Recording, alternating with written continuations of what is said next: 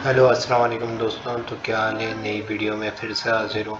आज मैं आपको बताऊंगा कि पाकिस्तान आर्मी, पाकिस्तान एयरफोर्स और पाकिस्तान नेवी में जो फाइनल मेडिकल टेस्ट होते हैं वो किस तरीके से होते हैं। तो अभी जो है वो पाकिस्तान आर्मी और पाकिस्तान एयरफोर्स का फाइनल मेडिकल चल रहा है या फिर इनिशियल मेडिकल जिनका चल रहा है, ये उनके लिए बहुत हेल्पफुल साबित होगा। तो पाकिस्तान आर्मी में कुछ इस तरीके से होता है, जब आप जाते हो रिटन टेस्ट देते हो, रिटन टेस्ट में पास हो जाते हो तो उसके बाद आपका जो मेडिकल होता है फाइनल मेडिकल होता है। लेकिन कभी कभार उनके मूड के ऊपर डिपेंड करता है, वो क्या करते हैं कि वो आपका पहले एक इनिशियल मेडिकल ले लेते हैं। वो ये चाहते हैं कि उनका पेपर जो है वो ज़ाया ना हो, आप पेपर दो और आपका टाइम ज़ाया ना हो इतना। तो वो आपका एक इनिशियल मेडिकल ले लेते हैं और फिर इनिशियल मेडिकल में आपका क्या चेक करते हैं, आपके कैरी एंगल चेक करते हैं, आपका विजुअल चेक करते हैं, आपके नॉकनीस चेक करते हैं। ठीक है, अब आ जाते हैं हम मुद्दे पे। मुद्दे वाली बात यह है कि फ़ाइनल मेडिकल किस तरीके से होता है। फ़ाइनल मेडिकल इस तरीके से होता है कि आप मेडिकल के लिए जाओगे। ये मेल हज़रात के लिए मैं बता रहा हूँ, जो मेरे भाई जो अप्लाई कर रहे हैं और फाइनल मेडिकल में जा रहे हैं, ये वीडियो उनके लिए ज़्यादा हेल्पफुल साबित होने वाली है। क्योंकि जब वो जाते हैं तो वो कुछ इस तरीके से शॉर्ट्स पहन के जाए। देखें जिस तरीके से इस लड़के ने यहाँ पे पिक्चर में पहना हुआ है, हाफ स्लीव्स शर्ट्स हो और शॉर्ट्स हो, ये पहन के जाएं तो ये आपके लिए बहुत अच्छा रहेगा। क्योंकि जब आप वहाँ मेडिकल के लिए जाते हैं, सेंटर में आपका पहले मेडिकल होता है, आप सेंटर के अंदर जाते हो। सेंटर के अंदर, ये मैं कराची के बारे में बता रहा हूँ, सेंटर के अंदर सबसे लास्ट में एक जगह बनाई हुई है, कोने में एकदम, वहाँ पे आपका मेडिकल डॉक्टर करते हैं। ठीक है, अब उसके लिए आपने इस तरीके के शॉर्ट्स पहन के जाने कि आपको भी मसला ना हो, ना उनको मसला हो। और ये तो है, टी शर्ट का तो कोई मसला नहीं है क्योंकि वो टी शर्ट जो है वो आपकी उतार देंगे। आप बिल्कुल सिर्फ शॉर्ट्स में रहेंगे, चड्डा जो आपने पहना हो या पैंट पहना हो या शलवार पहना हो आप उसमें रहेंगे। बाकी वो आपकी कमीज़ वगैरह, आपके जूते, आपके मोज़े सब कुछ उतरवा देंगे और फिर वो आपको लाइन में लगा के हाइट मेजरमेंट करने के लिए खड़ा करा देंगे। हाइट मेजरमेंट एक बहुत कॉमन चीज़ है जिसमें बहुत ज़्यादा लोग गलतियाँ करते हैं। वो हाइट मेजरमेंट के लिए सही तरीके से खड़े नहीं होते, वो अपने पैरों को आगे कर लेते हैं, अपनी हिप टच कर लेते हैं और अपना सर टच करके अपना फोरहेड जो है वो उठाने की कोशिश करते हैं कि इस तरीके से लगे कि वो बड़े हैं। लेकिन इस तरीके से क्या होता है, क्योंकि जो हाइट मेजरमेंट होती है वो फोरहेड से नहीं होती, वो सेंटर से होती है या फिर जो बैक हेड के साइड है वहाँ से हाइट मेजरमेंट होती है। कभी भी हाइट फोरहेड की तरफ से मेजरमेंट नहीं होती। तो आपको चेहरा हमेशा जो है वो सीधे तरफ रखना है, ना कि अपना चेहरा ऐसे ऊपर की तरफ उठा के रखना है। उम्मीद है कि बात समझ में आ जाएगी। और खड़ा होने का तरीका बिल्कुल इस तरीके से होता है, आपने दोनों पैर जोड़ने हैं, अपनी एड़ी को उस हाइट मेजरमेंट टूल में चिपकाना है, अपने हिप्स को उसमें चिपकाना है, अपना जो है बैक जो है पीठ का एरिया उसको चिपकाना है और अपना सर का जो पीछे का एरिया है, बैक हेड जो है आपका, उसको बिल्कुल चिपका देना है और चेहरा बिल्कुल अपना सामने की तरफ रखना है। ठीक है, ये आपकी हाइट मेजरमेंट हो गई। हाइट मेजरमेंट होने के बाद वो आपका लेते हैं विजुअल टेस्ट। विजुअल टेस्ट लेने के लिए वो ज़्यादा दूर नहीं खड़ा कराते हैं, बिल्कुल करीब ही होता है, वो आसानी से बिल्कुल नज़र आ जाता है। वो आपको कुछ 5-6 वर्ड्स पढ़ने होते हैं। उसमें भी ये है कि जिसने सारे वर्ड्स करेक्ट पढ़ लिए उनकी नज़र जो है वो 6/6 है। जिसने एक से ज़्यादा गलती की या दो से ज़्यादा गलती की तो वो उनको 6/9 कर देते हैं और उनको रेफ़र कर देते हैं कि भाई आप जाओ डॉक्टर के पास, हमारे डॉक्टर के पास जाओ हॉस्पिटल में, वहाँ जाके अपना आई साइट चेक कराओ। वहाँ डॉक्टर चेक करते हैं, अगर आपका आई साइट 6/6 हुआ तो ओके। अगर 6/9 आया मशीन में तो डॉक्टर आपको कहता है कि आप अपने लिए ग्लासेस बनवा लो। फिर आप जाओगे अपना ग्लासेस बनवाओगे, फिर वो डॉक्टर आपको फिट कर देगा। लेकिन आपका अगर 6/3 आता है और तो फिर आप अनफिट हो जाओगे। 6/6 तक, 6/9 तक के आप जो है वो फिट रहते हो, 6/3 पे आप फिट नहीं रहते हो। उम्मीद है कि आपको समझ में आ गई होगी। ये 6/3 आपके आंखों का विजुअल मैं बता रहा हूँ, 6/3 पे आप फेल हो जाओगे। अगर 6/9 है तो उसमें आपको डॉक्टर चश्मा रेफ़र कर देगा कि आप चश्मा बनवा लो, आपको लिख के दे देगा आप ये चश्मा बनवाओ। आप हॉस्पिटल के अंदर ही एक शॉप है, आप उधर जाओगे, उधर डॉक्टर की पर्ची दिखाओगे, वो आपको रसीद देगा कि भाई हमने जो है वो पेमेंट कर दी है चश्मे के लिए। फिर आप वो जाके डॉक्टर को दिखाओगे एंड डॉक्टर आपको फिट कर देगा। उम्मीद है कि ये बात आपको समझ में आ गई होगी। उसके बाद हम आ जाते हैं हाइट मेजरमेंट पे। ये देख लें, ये दूसरा चार्ट है हाइट मेजरमेंट का। ये बिल्कुल इस तरीके से आपने खड़ा होना है। ये देखिए, ये अपनी हिप लगानी है, अपना बैक लगाना है, मुंह को ऊपर नहीं करना, मुंह को बिल्कुल सीधा रखना है। ये देखिए, एक लाइन जा रही है बिल्कुल सीधी, इसी तरीके से अपने मुंह को रखना है। और ये जो आपकी एड़ी होगी उसको भी टूल के साथ बिल्कुल चिपका देना है। नेक्स्ट पे आ जाते हैं। नेक्स्ट पे आता है आपका जो है चेस्ट मेजरमेंट। चेस्ट मेजरमेंट ये होता है कि अगर आपका सीना 30 है तो जब आप इसको, अगर आप नॉर्मल खड़े हुए और आपका सीना 30 पे 30 सेंटीमीटर है, 30 मीटर जो भी है, तो आप जब अपना सांस इनहेल करो, अपनी छाती को फुलाओ, तो आपका सीना कम से कम 1.5 इंच बड़ा होना ही चाहिए।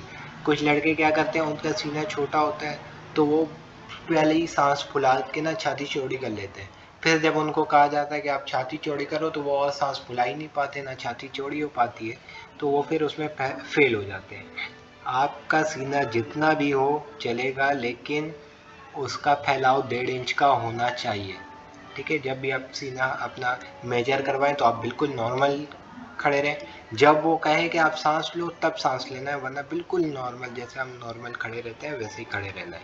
उम्मीद है कि आपको बात समझ में आ गई होगी। अब आगे चलते हैं। आगे हमारा होता है आपका वेट मेजरमेंट। वही बात, आप कुछ भी नहीं पहने होते हो, आपने सिर्फ अपनी शॉर्ट्स या पैंट या शलवार पहनी होती है, विदाउट शूज़ वगैरह के आप खड़े होते हो मशीन में और आपका वेट मेजर किया जाता है। हेल्दी वेट आपका 40 से लेके 45 या 40 से लेके 90 तक के आपका जो है वो हेल्दी वेट के अंदर आता है।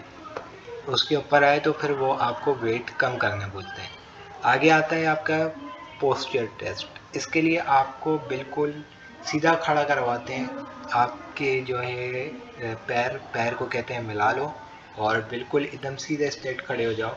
बहुत से लोग होते हैं उनको चलने की आदत होती है, वो ऐसे गर्दन झुका के चलते हैं, या कोई पेट निकाल के अपना चलता है, या कोई पूरा झुक जाता है अपनी पीठ निकाल के चलता है कुबड़ों की तरह, तो फिर उनका जो है वो पोस्चर इसी टाइप का हो जाता है। हेल्दी पोस्चर जो है वो ये पोस्चर है, आप बिल्कुल सीधे खड़े रहो और आपका पोस्चर ऐसा आ रहा हो। ठीक है, ना ऐसा ना ऐसा ना ऐसा और ना ही ऐसा, आपका पोस्चर बिल्कुल सीधा आ रहा हो। और अगर आपको लगता है कि आपको ये पोस्चर का मसला है, आपको फ्लैट बैक पोस्चर का मसला है, आपको स्वे बैक पोस्चर का मसला है, तो आप क्या करो, आप ना दीवार के साथ सीधा खड़ा होने की कोशिश करो। जैसे वेट मेजरमेंट करते वक्त खड़े हो रहे थे ना, वैसे खड़े हो, बिल्कुल एकदम सीधे खड़े होने की कोशिश करो। और फिर लेटने के बाद भी ना पीठ के बल लेट जाओ और सीधा होने की कोशिश करो। पुशअप्स वगैरह थोड़े लगाओ, तो आपका जो है ये मसला, स्वे बैक का मसला अगर होगा तो वो पुशअप्स वगैरह से आपका थोड़ा बहुत सही हो जाएगा। क्योंकि पुशअप जब आप लगाओगे तो वो आपके चेस्ट को आगे की तरफ करेगा, तो वो आपका पोस्चर थोड़ा ठीक होने लगेगा। उम्मीद है कि बात समझ में आ गई होगी। और आप अपना पोस्चर बिल्कुल सीधा करके चला करें, इस तरीके से पोस्चर अपना ख़राब करके ना रखा करें। तो आप तवज्जो दें अपने ऊपर कि आप अगर बैठ रहे हैं, आप खड़े हो रहे हैं, आप चल रहे हैं, तो आपका पोस्चर बिल्कुल एकदम सीधा इस तरीके से स्ट्रेट होना चाहिए। अगली चीज़ पे चलते हैं। अगली चीज़ है नॉक नीज़। नॉक नीज़ का बहुत ज़्यादा मसला आता है लोगों को। नॉक नीज़ हम किसे कहते हैं, ये जो पिक्चर है हमारी, ये नॉक नीज़ है।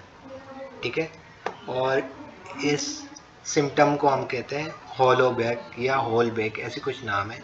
और इसको हम कहते हैं नॉर्मल नॉक नीज़। ये जो है नॉर्मल नॉक नीज़ है। आप इसकी मेजरमेंट देखें, बिल्कुल जो इसकी नीज़ है, जो हम कहते हैं कि हड्डियाँ जो है, एक हड्डियाँ होती हैं कुछ दिल शेप की होती हैं। आपने देखा होगा अगर हम गाय को ज़िबा करते हैं और उसके हम पैर को अलग करते हैं, पाए को अलग करते हैं, तो आपने देखा होगा कि ये इस तरीके से ना कुछ बनी हुई होती है ऐसे करके दिल टाइप की ना, वो उसका सेंटर होता है। वो सेंटर बिल्कुल अलाइन होना चाहिए आपकी हिप की हड्डी से लेके वो हड्डी तक के आपकी अलाइन होना चाहिए। ज़्यादातर लोगों की वो तो अलाइन होती है, लेकिन फिर नीचे का जो है वो इस साइड पे चले जाता है या फिर इस साइड पे चले जाता है। तो जिस तरीके से आप ये देखो, ऊपर की नीचे की अलाइन है, साइड बीच की जो है वो मिसिंग है, तो ये नॉक नीज प्रॉब्लम होता है। और नॉक नीज दो तरीके से चेक होता है और उसका अंदेशा भी दो तरीके से होता है। ये देखें बॉल एक्स, इधर लिखा हुआ भी है बॉल एक्स, सॉरी मैंने आपको बताया नहीं, ये नॉर्मल अलाइनमेंट्स है। अब आप ये देखें कि आप पहले पैर मिला के अपने खड़े हो, आप दोनों अंगूठों को अपने मिला लें और उसके बाद खड़े हो। उसके बाद देखिएगा बिल्कुल थोड़ा सा गैप रहेगा आपके घुटनों के दरमियान, ठीक है। अब आपको क्या करना है, आपने बैठ जाना है किसी चेयर के ऊपर और सामने एक बंदे को खड़ा करा लेना है और उसको कहना है कि भाई मेरा पैर उठाओ और जो मेरे अंगूठे हैं पैर के उनको आपस में मिलाओ। तो अगर अंगूठों को आपस में मिलाने के बाद आपके इसमें नीज़ में फ़र्क नज़र आता है तो आपको नॉक नीज़ का मसला जो है वो नहीं है। लेकिन आप अंगूठों को मिलाते हो अपने और फिर भी आपके घुटने आपस में टकरा रहे, तो वो फिर आपको नॉक नीज़ का मसला, आप फेल हो सकते हो। और जो नॉर्मल नॉक नीज़ होता है जो बहुत ज़्यादा मेजर पे जाता है, वो ऐसे ही देखने में भी नज़र आ सकता है। ये देखें जैसे इस पैर में कितना गैप है नीचे की साइड, लेकिन फिर भी घुटने इसके मिले हैं। और ये देखें इसमें कितना कम गैप है लेकिन घुटनों में फिर भी फासला है। इसलिए ना ज़्यादा फासला होना चाहिए, ना ज़्यादा मिले हुए होने चाहिए, नॉर्मल नॉक नीज होना चाहिए आपका, ठीक है। और फिर हम आगे आ जाते हैं। ये देखें नॉक नीज में होगा ना, ये आप पैर मिलाएंगे भी नहीं तब भी आपके घुटने मिलेंगे। लेकिन बाउल एग्स में भी ये होगा कि आप पैर मिलाएंगे तो आपके घुटने आगे पीछे भागेंगे। लेकिन जो नॉर्मल अलाइनमेंट होता है वो आप पैर मिलाएंगे भी तो आपके पैर जो है वो सीधे रहेंगे, घुटने आपके सीधे रहेंगे। फिर वो आपको कहते हैं कि आप अपने पंजों पे खड़े हो जाओ, ठीक है। आप अपने पंजों पे खड़े हो जाओ। पंजों पे खड़ा कराने का मकसद ये होता है, किसी किसी की उंगली में ना मसला होता है कि वो उंगली में चोट आई भी होती है, या फिर कोई फुटबॉल खेलता है, कोई फुटबॉल का शौकीन है, तो शूज़ अच्छी क्वालिटी के शूज़ ना पहनने की वजह से उंगलियां मुड़ जाती हैं, घुटनों में घुटना कह रहा हूँ, वो अंगूठों में फ्रैक्चर आ जाता है।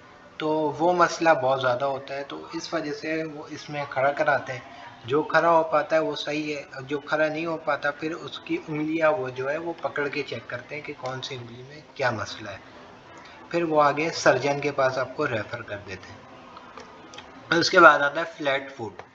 नॉर्मल जो लोग होते हैं उनका फुट जो होता है वो इस तरीके से होता है, जब वो अपना पैर आप गीला करें और सूखे जगह पे जाएं तो आपकी पैर की छाप जो है वो इस तरीके से आनी चाहिए। ये नॉर्मल है, ये बिल्कुल हेल्दी है।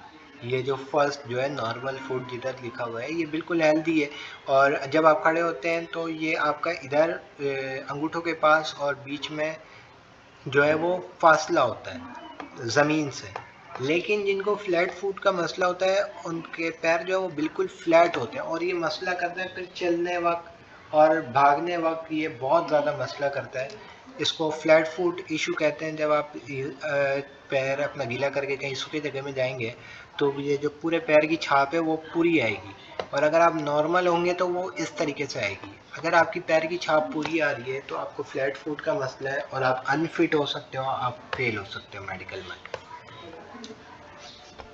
आगे आते हैं, आगे एक चीज़ आती है चेस्ट डिफॉर्मिटी। भाई मैंने भी पाकिस्तान आर्मी में फाइनल मेडिकल टेस्ट दिया हूँ। मेरा जो इशू था, मेरे दो इशू निकले थे, एक था कैरी एंगल का, एक था चेस्ट डिफॉर्मिटी का। कैरी एंगल के बारे में भी आपको बताएंगे, अभी चेस्ट डिफॉर्मिटी के बारे में बात कर लेते हैं। चेस्ट डिफॉर्मिटी होता क्यों है? ये जेनेटिकली होता है। इसमें आपकी की कोई गलती नहीं होती है। किसी किसी की गलती ये होती है कि वो सीने के बल लेटते हैं, और सीने के बल लेटते भी इस तरीके से कि वो 3-4 तकियों को रखते हैं और उसके ऊपर अपना सीना रखते हैं और फिर उसके बाद लेट के मोबाइल चला रहे होते हैं। तो वो तकियों का जो पूरा प्रेशर होता है वो उनके सीने में पड़ता है और फिर वो उनका सीना जो वो अंदर की तरफ पुश हो रहा होता है, तो वो चेस्ट डिफॉर्मिटी का वजह बन सकता है। चेस्ट डिफॉर्मिटी अभी तो ये आपको देखने में बिल्कुल नॉर्मल लग रहा होगा ये पिक्चर, लेकिन मैं ये दिखा दूं, ये इधर देखें आप, इसके सीधे हाथ के साइड आप देख सकते हैं यहाँ पे हल्का सा ना गड्ढा सा महसूस हो रहा है, और ये सेंटर में भी देखेंगे तो ये गड्ढा सा ना थोड़ा सा महसूस हो रहा है। आप अपना सीना बिल्कुल सीधा करें और बिल्कुल सीधे पोस्चर में खड़े हो जाएं और आप चेक करें। ज़्यादातर लोगों का ना उल्टे हाथ के साइड ये डिफॉर्मिटी होता है कि उल्टे हाथ के साइड थोड़ा सा सीना उनका जो वो अंदर की तरफ चल जाता है। ये इशू मेरे साथ भी था, सेंटर से थोड़ा सा और थोड़ा सा उल्टे हाथ के साइड जो है वो, ये मेरा डिफॉर्मिटी था, थोड़ा सा अंदर था।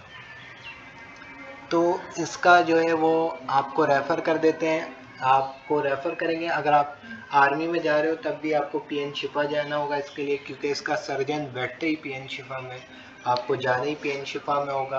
पीएन शिफा में आप चल जाओ, ट्यूसडे और थर्सडे को ये डॉक्टर होता है, सर्जन। पहले तो आप जाके एक्सरे करवा लो, पहले आप पीएन शिफा एक नॉर्मल दिन पे चल जाओ, सर्जिकल ओपीडी में जाके बताओ मेरा चेस्ट डिफॉर्मिटी का मसला है। उधर एक डॉक्टर मौजूद होगा, वो आपको एक्सरे लिख के देगा, आप वहाँ से एक्सरे करवा लो, पीएन शिफाई से एक्सरे करवाओ, और फिर वो नेक्स्ट डे एक्सरे की रिपोर्ट आ जाएगी। आप मंडे को चल जाओ और एक्सरे करा लो, और ट्यूसडे को रिपोर्ट लेके डॉक्टर को दिखा दो। ये तो एक वो हो गया, एक तरीके का हो गया। इसमें तकरीबन 3 तरीके के डिफॉर्मिटीज़ होते हैं। ये तो पहला तरीका हो गया कि थोड़ा सा यहाँ से और थोड़ा सा सेंटर से इधर अंदर की तरफ गया हुआ है चेस्ट। दूसरा जो होता है वो कुछ इस तरीके से होता है, ये आप देख लें, ये कितना वाज़े तौर पे नज़र आ रहा है कि ये पूरा हिस्सा जो है अंदर की तरफ गया हुआ है। 99% बंदों को जो चेस्ट डिफॉर्मिटी होता है वो बिल्कुल इस टाइप का होता है, मुझे भी इस टाइप का है, मेरे साथ तकरीबन 5-6 लड़के थे, उनको भी इस टाइप का चेस्ट डिफॉर्मिटी था। तो ये चेस्ट डिफॉर्मिटी ज़्यादा इशू का बात नहीं बनता है, इसमें जो नॉर्मल वैल्यू है वो 25 2.5 जो है वो नॉर्मल वैल्यू स्टडी है।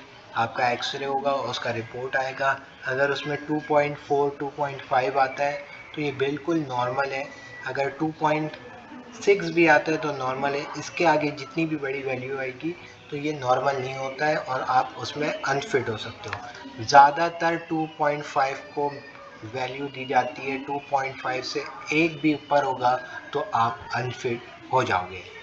तीसरा जो इसमें है वो इस तरीके से सेंटर से बिल्कुल बहुत ज़्यादा ही चेस्ट जो है वो अंदर की तरफ पुल हुआ हुआ होता है, और ये देखने में ही नज़र आता है कि इसमें डिफॉर्मिटी का प्रॉब्लम है। सबके लिए, सब टाइप के लिए एक ही एक्सरे आता है, हेलर इंडेक्स एक्सरे नाम है एक्सरे का।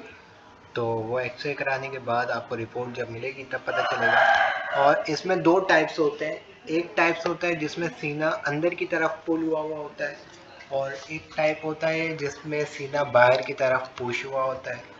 जो अंदर की साइड पुल हुआ हुआ सीना होता है वो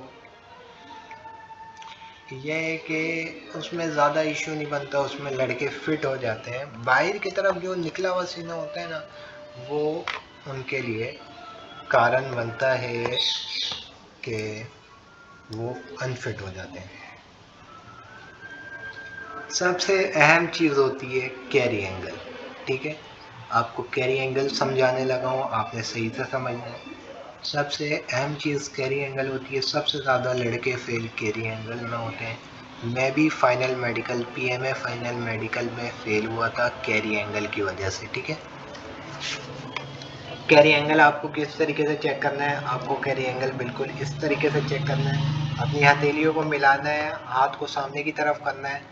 अगर आपके हाथ में इतना गैप आता है तो आप बिल्कुल नॉर्मल है, आपका हाथ चिपक जाता है तो आप अनफिट है। मेरा जो हाथ है वो चिपक रहा नहीं था। किसी किसी का ये होता है कि एक हाथ सही होता है और एक हाथ में एंगल थोड़ा सा ज़्यादा होता है। तो मेरे साथ यही इशू था, मेरा एक हाथ 15 डिग्री पे था, एक हाथ मेरा सीधा हाथ जो है वो मेरा 22 डिग्री में था। इसकी नॉर्मल स्टडी जो होती है वो 5 से लेके 20 डिग्री लड़कों के लिए होती है और लड़कियों के लिए 25 डिग्री होती है। लड़कियों के लिए 25 डिग्री इसलिए होती है क्योंकि उनका अलग मसला है।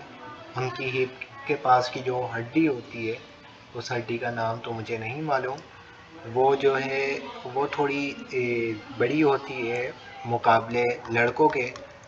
तो इन उसके वजह से उनका जो है एंगल वो ज़्यादा होता है, वो नेचुरली होता है उनका। तो उनके लिए 25 वैल्यू तक के नॉर्मल होता है और लड़कों के लिए 20 वैल्यू तक के नॉर्मल होता है। नॉर्मल कैरी एंगल, अपने पाँव को मिलाएं, खड़े हो जाएं सीधे पोस्चर में, अपना हाथ सीधा करें और अगर आपका हाथ इस एंगल में हल्का सा इस एंगल पे जा रहा है, हल्का सा टेढ़ा है, तो ये आपका नॉर्मल है। ठीक है, आपका हाथ पूरा सीधा है तो ये क्यूबिटी वायरस है, इसमें आप फेल हो सकते हो। ठीक है, ये आपका नॉर्मल कैरी एंगल है, इसकी डिग्री होती है 5 से 20। ये 5 होता है और ये आता है 20। इतना जो है नॉर्मल आपका होता है। बाकी सारे में आप अनफिट हो जाओगे। ये क्यूबिटी वेलगस है, इसमें आपका हाथ जो है बहुत बाहर की तरफ होता है। ठीक है, आप क्यूबिटस वेलगस में जब आप अपना हाथ मिलाओगे तो आप दोनों हाथ आपका आपस में चिपक जाएगा, बिल्कुल भी गैप नहीं रहेगा। और क्यूबिटस वेरस में मिलाओगे तो इसमें भी ये होता है कि आपका हाथ जो है वो थोड़ा बहुत चिपक रहा होता है और नॉर्मल पे जो होता है क्यूबिटस वेरस में जो होता है उसमें भी आपका हाथ जो है वो आपस में चिपक जाता है और उसमें भी आप जो है वो फेल हो जाते हो। एक आता है हमारे पास कैरी एंगल के बाद, उसे हम कहते हैं एल्बो डिफर्मिटी। अब एल्बो डिफर्मिटी क्या होता है? कैरी एंगल अलग चीज़ है, उसमें आपके हाथ जो है वो आपस में चिपक जाते हैं, आपका एंगल डिग्री जो है वो बहुत ज़्यादा होता है। मैंने आपको बता दिया है, आप अपना दोनों हाथ आपस में मिलाओ, अगर वो चिपक रहे हैं तो आप कैरी एंगल में फेल हो जाओगे। अगर आप अपना हाथ सामने की तरफ रखो और वो बहुत ज़्यादा ऊपर की तरफ जाए तो आप फेल हो जाओगे। अपना हाथ सामने दिखाओ, जैसे किसी के कंधे में हाथ रखते हैं, किसी के पीछे खड़े हो जाओ और उसके कंधे में हाथ रखने की कोशिश करो और आपका हाथ ऐसा लगे कि टेढ़ा जा रहा है, वो सीधा हाथ की साइड जा रहा है, तो आप उसमें फेल हो सकते हो। एल्बो डिफर्मिटी ये अलग चीज़ है। इसमें ये होता है कि आपकी जैसे चेस्ट डिफर्मिटी था उसमें ये होता था या तो आपका सीना अंदर की तरफ थोड़ा या फिर थोड़ा बाहर की तरफ होता था। इसी में एल्बो डिफर्मिटी में भी यही चीज़ है, या आपका थोड़ा सा अंदर की तरफ होगा ये हड्डी, या फिर ये थोड़ा बाहर की तरफ होगा। ये देखें दोनों साइड बिल्कुल नॉर्मल है और इस साइड में देखें हड्डी थोड़ी बाहर की तरफ निकली हुई है, तो इसको हम एल्बो डिफर्मिटी कहते हैं। इसमें जो है वो नॉर्मल जो है वो एक्सरे नहीं होता। अगर डॉक्टर को देखने में नॉर्मल लगता है तो डॉक्टर आपको फिट कर देगा, अगर नॉर्मल नहीं लगता है तो आपको वो कैरी एंगल का एक्सरे दे देगा, आप एक्सरे करा लो। अगर एक्सरे में फिट आ गए तो फिट, वरना आप अनफिट। टाटा बाय बाय, घर जाओ। नेक्स्ट हमारे पास आते हैं आशिक माशूक लोग। माशूक वो जो अपने हाथों को ब्लेड से काट लेते हैं और काटने के बाद उनके हाथों में कुछ इस तरीके से निशान जो है वो आ जाता है। तो उन माशूकों के लिए ये है कि आप भाई नहीं जा सकते हो, आप अनफिट हो। जिसने हाथ में टैटू बनाया हुआ है वो भी अनफिट है, क्योंकि आपका वो हाथ देखेंगे, आपको वो इनिशियल मेडिकल में रगड़ेंगे। इनिशियल मेडिकल में आप मलीर जाओगे, मलीर में चेकअप कराओगे, उधर मेडिकल ओपीडी में आपको डॉक्टर चेक करेगा और चेक करते साथ आपको बोलेगा भाई ये 5,000 का आप टेस्ट करवाओ हमारे से। ठीक है, तो आप तो इनिशियल मेडिकल के लिए 5,000 रुपये नहीं दोगे, क्योंकि उस इनिशियल मेडिकल के बाद आपका रिटर्न टेस्ट होगा, रिटर्न टेस्ट के बाद फिज़िकल टेस्ट होगा, फिर दोबारा मेडिकल टेस्ट होगा। अगर उस मेडिकल टेस्ट में फेल हो गए तो आपका 5,000 रुपये चले जाएगा। और मैं आपको ये बता दूं, जो आपका कैरी एंगल टेस्ट होगा, आपका जो नॉक नीज का टेस्ट होगा, आपका जो चेस्ट डिफॉर्मिटी का टेस्ट होगा, इसमें आपको पैसे देने की ज़रूरत नहीं है, इसमें कोई पैसे नहीं लगते हैं, ठीक है। अगर वो कहें कि आप एक्सरे करवा के आओ तो एक्सरे के 1400 रुपये लगेंगे, डॉक्टर की कोई फीस नहीं होगी, सिर्फ एक्सरे के पैसे होते हैं, डॉक्टर को चेक कराने के पैसे नहीं होते हैं। और अगर ये आपका ना इस तरीके का निशान, अगर वो पैदाइशी कोई निशान मार्क होता है ना, जैसे कोई हम जैसे लड़के जिम करते हैं, उनके चेस्ट के पास कट का निशान आ जाता है, उनके हिप के ऊपर कट का निशान आ जाता है, हिप से थोड़ा सा ऊपर कट का निशान आ जाता है, तो वो उनका कोई मसला नहीं है, उनका वो नॉर्मल होता है, वो देखने से पता चल जाता है ये स्ट्रेच का निशान है। और जो कट का निशान होता है वो देखने से पता चल जाता है कि कट का निशान है। आगे आती है फिंगर डिफॉर्मिटी। कुछ लोगों की फिंगर इस तरीके से होती है तो वो भी अनफिट हो जाते हैं, वो भी आर्मी या फिर पाकिस्तान एयरफोर्स या फिर पाकिस्तान नेवी में as a soldier, as a sailor, as a airman नहीं जा सकते, एज अ ऑफिसर नहीं जा सकते, एज अ सिविलियन जा सकते हैं। एज अ ऑफिसर आपका दिल कर रहा है, आप जाओ, आप टेस्ट कराओ, आप ख्वार हो, मलिर जाओ, ठीक है। आप मलिर जाओगे, सुबह सुबह आपको मलिर जाना होगा, मलिर कैंट, वहाँ पे आप जाके चेक कराओगे। चेक कराने के लिए आपको बिठा के रखेंगे सुबह से लेके दिन के 3 बजे तक। 3 बजे आपको चेक करेंगे, अनफिट करके कह देंगे बेटा आप वापस घर जाओ। तो इतनी ख्वारिश से अच्छा है कि आप पहले अपना चेकअप खुद कर लो और फिर आप समझ जाओ कि आप उसके लिए अहल हो या फिर ना अहल हो, ठीक है। और फिर वो आपका एयर भी चेक करते हैं, आपके कान को चेक करते हैं, ठीक है। और अगर आपके कान में गंदगी होती है तो आपको ईएनटी स्पेशलिस्ट के पास भेज देते हैं, वो भी आपको मलीर जाना होगा। जितने भी आपको टेस्ट कराने हैं वो आपको जाके मलीर से कराने हैं, ये सारे चेकअप हो जाएंगे। आपको एक बोनस टिप देता जाऊँ, आपने अपने प्राइवेट पार्ट्स जो है उनकी सफाई करके जानी है, ठीक है, क्योंकि आपके प्राइवेट पार्ट्स भी जो है वो सेंटर्स में चेक होंगे। बात समझ में आ गई? आपके सर से लेके आपके पैर के नाखून तक के आपके बॉडी में जितने भी पार्ट्स हैं वो सब चीज़ चेक होंगे। और बात रही टेस्टों की, तो आपको जो है अगर आप फाइनल मेडिकल में हो तो आपको 5 टेस्ट कराने होंगे मलीर में। वो एक टेस्ट होगा आपका, 2 टेस्ट होगा आपका खून का टेस्ट, ठीक है, एक टेस्ट होगा आपका अल्ट्रासाउंड, ठीक है, एक टेस्ट होगा आपका यूरिन टेस्ट, और अल्ट्रासाउंड, यूरिन टेस्ट, और 2 होंगे खून के टेस्ट, और एक होगा आपका चेस्ट एक्सरे। ये 5 टेस्ट होंगे। ये 5 टेस्टों की जो फीस होगी वो होगी तकरीबन 1600 या 1400 या 1600 के करीब है, मुझे इतने अच्छे तरीके से याद नहीं है, 1400 के करीब है मेरे ख्याल में, ठीक है। और फिर आपको एक, जैसे आपका कैरी एंगल में इशू आता है, आपके नॉकनीज में इशू आता है, आपकी आंखों में इशू आता है, आपको थोड़ा धुंधला नज़र आ रहा है, ठीक है, आपके कानों में गंदगी फंसी हुई है, ठीक है, तो आपको जो रेफ़र फॉर्म देंगे, अलग से एक फॉर्म बना के देंगे, रेफ़र फॉर्म, जिसमें आपकी कमज़ोरियाँ, बीमारियाँ लिखी हुई होती है कि आपको ये मसला है, इस बारे में भी जाके आप चेक कराओ। उसके लिए जो है फिर आप मलीर आओगे तो उसके लिए आपको पैसे देने की ज़रूरत नहीं है, आप डॉक्टर को चेक कराओगे उसके लिए आप पैसे नहीं दोगे। लेकिन आप ईएनटी के पास अगर जा रहे हो, आपके कान में गंदगी निकलती है, आप ईएनटी के पास जा रहे हो, तो ईएनटी को आपको पैसे देने पड़ेंगे, क्योंकि वो आपकी कान की सफाई करेगा। जो चीज़ आपके ऊपर इस्तेमाल होगी, अगर कोई सी भी मशीन आपके ऊपर इस्तेमाल हो रही है, आपको उस चीज़ के पैसे देने हैं। अगर आपके सिर्फ डॉक्टर आँखों से देख रहा है, अपना मुआयना ले रहा है डॉक्टर और फिट कर दे रहा है, आपको उसके पैसे नहीं देने। आपके ऊपर मशीन इस्तेमाल हो रही है तो आपको पैसे देने हैं, इसलिए आपको ईएनटी के पैसे देने ही देने हैं। 1400 रुपये ENT की फ़ीस होती है। उसमें आपके कान चेक करते हैं, आपकी नाक की हड्डी चेक करते हैं, आपको एक इंस्ट्रूमेंट पहनाते हैं, उसमें बिल्कुल हल्की-हल्की डीप बीप बीप की आवाज़ आती है, उससे आपके कान को चेक किया जाता है कि आपका कौन-सा कान की सलाहियत सुनने की कितनी है। ठीक है, यहाँ तक की बात समझ में आ गई। और अगर आपको मैं एक और बोनस टिप दे दूँ, आप फाइनल मेडिकल में आपको रेफ़र फॉर्म मिला है कि आप भाई आपकी ये बीमारी भी आपको चेक करानी है डॉक्टर से, तो आप पहले अपना रेफ़र फॉर्म चेक कराओ।